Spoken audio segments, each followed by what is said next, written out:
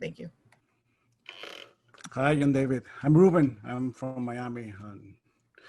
My question is like, one of the moments of one of the characters in the movie say like, you're not supposed to understand it. You're supposed to feel it. Right. How was that moment when Nolan give you the script and you start reading and you say, wait, what is this? Like, where is it going?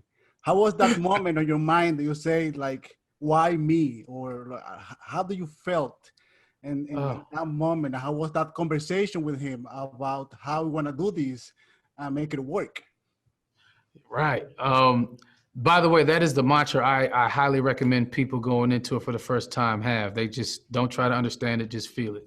Just connect with the characters, because as complex and high, I don't know, as complex as the story is and high concept and visually stunning that it is, at the core of it, there's characters that are so connected and are so, I think, clear in what they want and their mission in this way and their position in this world that I think really entertains me. And that's kind of what was my way in. So the first time I found it, first of all, when he wanted to meet me, I was just like, I was going crazy. I couldn't believe he even knew who I was. So I'm like, are you kidding me?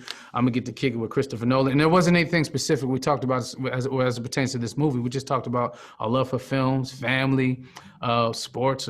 Even he likes he knows the film Hoop Dreams, the documentary. I couldn't believe that. He just has this wide net of knowledge of film that we connected on. So I thought, for those 2.5 hours, hey, I could say I just hung out with Christopher Nolan, who's like a regular dude. He's good people's, without knowing if he was going to use me for something. Cut to later, when I found out I got the job, it felt like, I don't know, I won the Super Bowl. I was in tears. I was yelling with my mother. We were going up and down, just yelling at each other. Couldn't believe it in disbelief. So he hands me the script, right? And it took me, he locks me in his office and I'm reading the script. I got my iPad, I'm listening to classical music. I'm in the zone. I'm like, I'm not going to miss nothing. I know his films. This is going to be mind blowing. And it took me about 4 hours to read it because I just couldn't believe what was happening, what I was reading, how he was going to pull this off. Because I know he doesn't use green screen. It's all practical. It's all in camera. So how are we going to get some of these concepts? How are we going to get this done? But I was super excited. I couldn't wait to get to work. And he was super helpful, extremely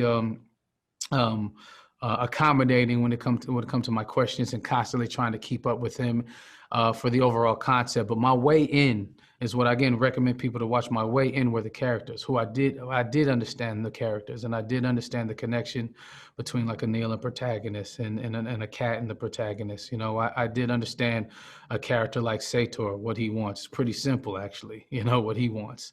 And some of the decisions he was making, what he's willing to sacrifice. A big theme of this film is about what you're willing to sacrifice for, self-gratification, or for what you think is righteous, And it's funny how he plays with time. Time and how we view it can determine whether you're on the right or wrong side of history, whether your conscience is clear or not. And this film sort of unfolds that. But I think it takes a second and third viewing to really get some of that, because of so much happening at the same time. I mean, the film is a palindrome, like the sun, like Tenet, the word. So to be able to drop yourself in different moments, just I think as an audience member is a part of the fun, is a way to enjoy it. Thank you so much, man.